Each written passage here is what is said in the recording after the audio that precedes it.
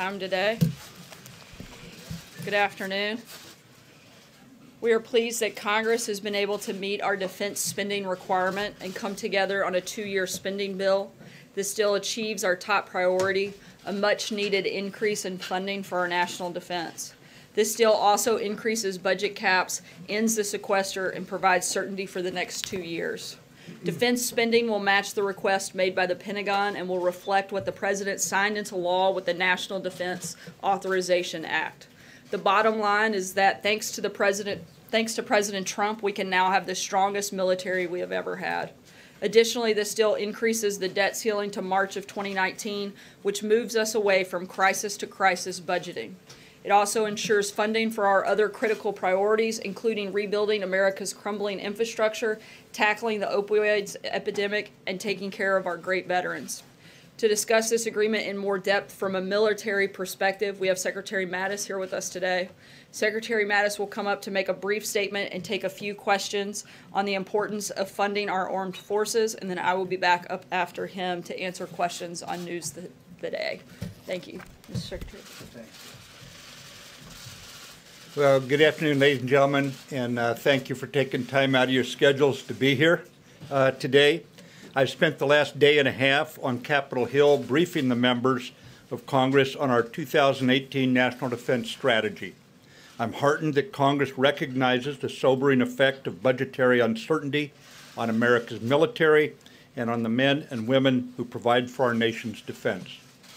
2 days from now, I will visit our nation's first Security Force Assistance Brigade at Fort Benning as they prepare to deploy to Afghanistan.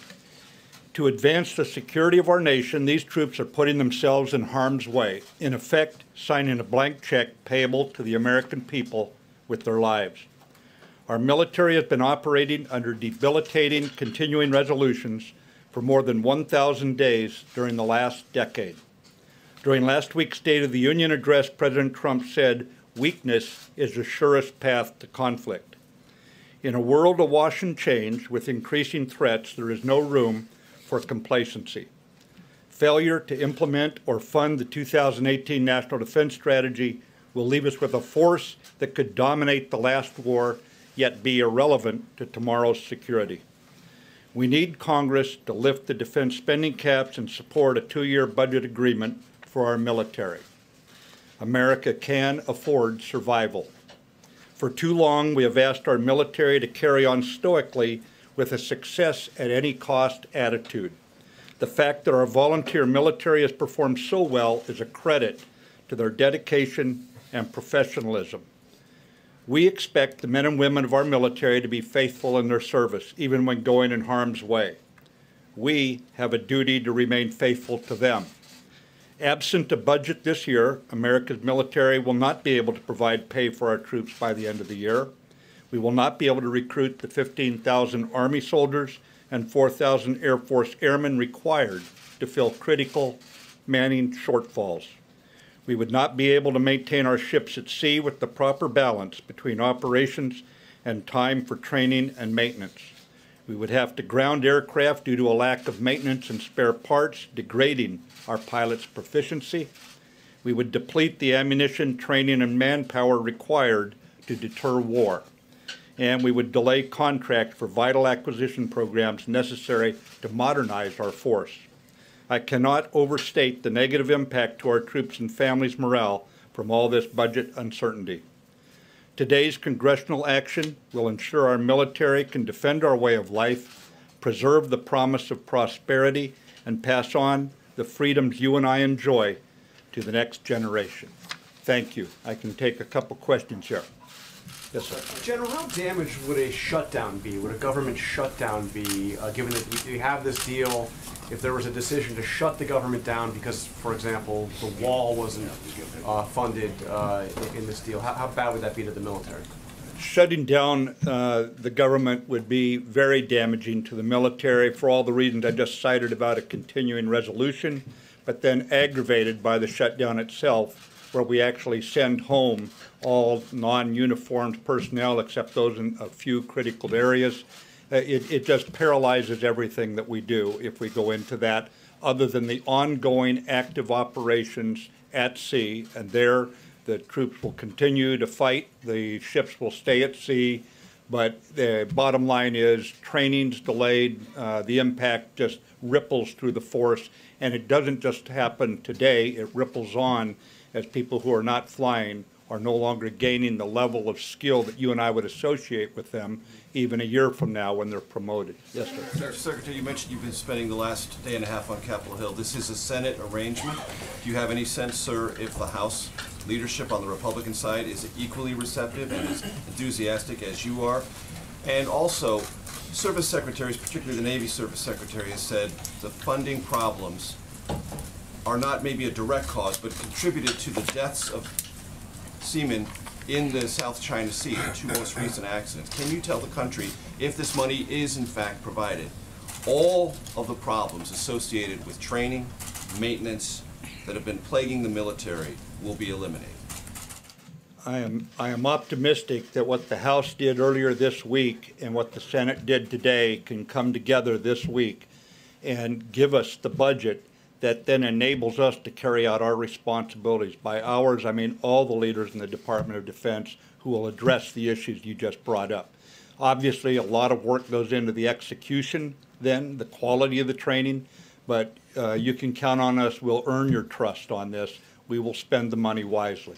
Mr. Secretary, if I could ask you about the recently released nuclear posture review. Yes. Calls for smaller yield nuclear weapons to be added to our arsenal. You're on record as saying there's no such thing as a tactical nuke. Anytime a nuclear weapon is used, it's a strategic game changer. So how does this new posture review add to global stability? Yeah. Because there are many people who believe that if you've got a smaller yield nuclear weapon, you might be more inclined to use it. Right. Remember that what we're talking about here is the nuclear deterrent.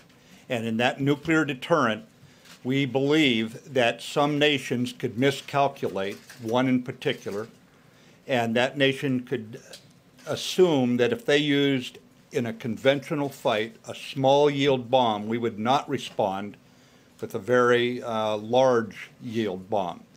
Our response to this is to make a small yield bomb and say, don't miscalculate. It's a deterrent.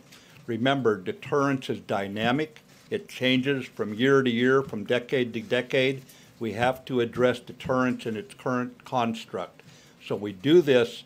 The idea is to raise the threshold. Don't even think about lowering the threshold to a conventional fight and escalating it to one small yield nuclear weapon, strategically changing the game, and then think our choice is either surrender or suicide, as Dr. Kissinger put it.